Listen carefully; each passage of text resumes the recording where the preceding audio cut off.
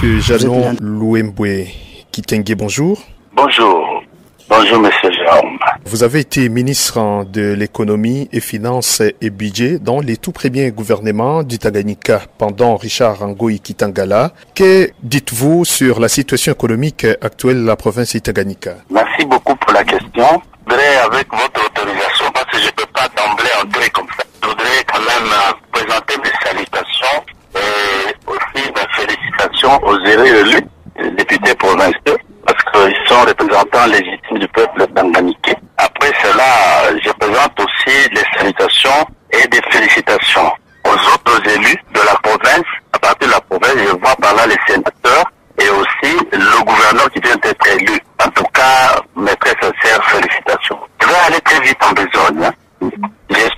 Je suis le premier ministre provincial ayant géré plutôt ces trois portefeuilles-là. Il y a le portefeuille de l'économie, des finances, comme vous l'avez dit, et du budget. Vous savez, quand nous sommes élevés, l'objectif de l'autorité nationale, vous voyez, voilà, le président de la République nous a confié la mission d'asseoir l'autorité de l'État dans la province. C'était une nouvelle province, auparavant district. Maintenant, il fallait qu'il y ait un gouverneur qui puisse asseoir l'autorité de l'État. Ça n'a pas été une tâche facile parce qu'on a fait face à nos frères et sœurs habitués à travailler d'une certaine façon depuis des décennies.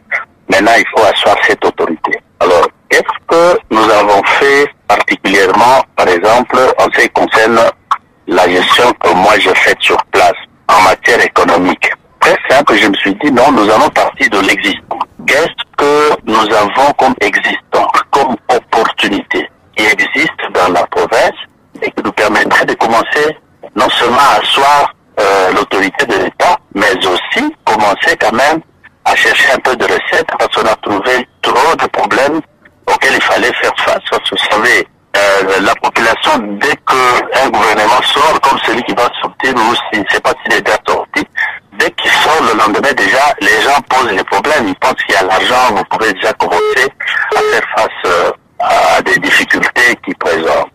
Alors nous nous sommes dit, voilà, il y a parmi l'existant, si je peux dire encore, il y a le port de Kalemi. Le port de Kalemi est là. Et nous avons vu aussi qu'il y a des mines à Manono, à Nyonzou. Parce que dans les mines là-bas, il y a déjà des opérateurs miniers qui sont là-bas, qui travaillent. Il y a qui travaillent, qui sont au niveau de la recherche, et les autres carrément au niveau de l'exploitation. On s'est dit, c'est vraiment une deuxième opportunité. Et puis, en tournant un peu à gauche, à droite, nous sommes de là. Moi, dernièrement, je viens de Congo, à l'intérieur du territoire là-bas.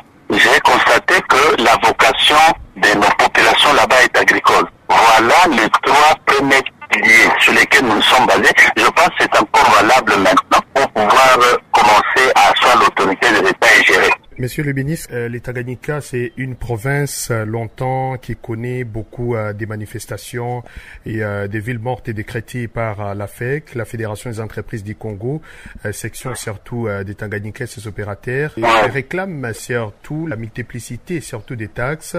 Comment surmonter cette instabilité sur le plan économique des Tanganyika?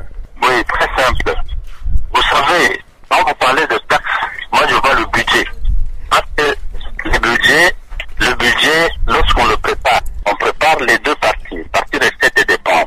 Pourquoi? Parce que les deux parties doivent s'équilibrer, on ne sait pas manger ce qu'on n'a pas. Donc le budget est là, les recettes égales aux dépenses. Qu'est-ce que je veux dire par là? Le budget national comme le budget provincial doit être un budget citoyen. Je m'explique.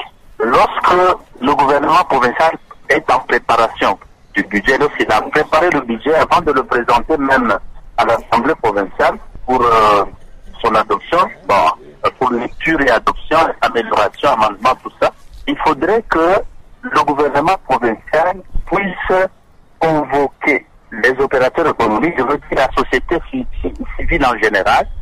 On convoque une réunion budgétaire, comme ça on discute sur tout ce qui a été préparé. On peut parler avec des opérateurs économiques secteur par secteur.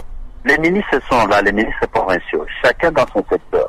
Parce que chaque ministre a ses services d'assiette qui taxent les actes générateurs. Donc, il faut entrer en contact avec ces opérateurs, parler avec eux, présenter tout tout ce que vous devez présenter en termes d'ambition, en termes de recette, en termes d'évaluation, je veux dire. Voilà, par exemple, si vous importez un sac de riz, l'année prochaine, on voudrait faire par sac de riz 500 francs. Vous les entendez, vous les écoutez, vous discutez ensemble.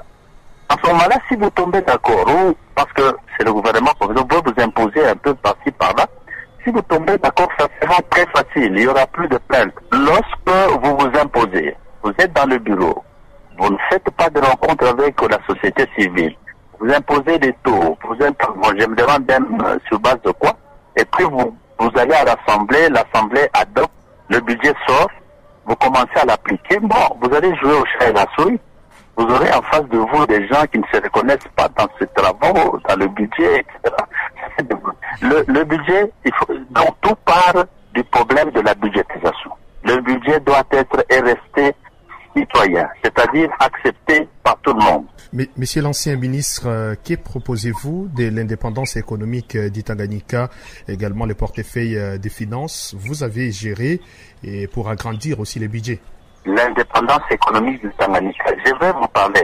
En tout cas, nos frères qui ont des postes de responsabilité doivent travailler. Et particulièrement l'Assemblée provinciale.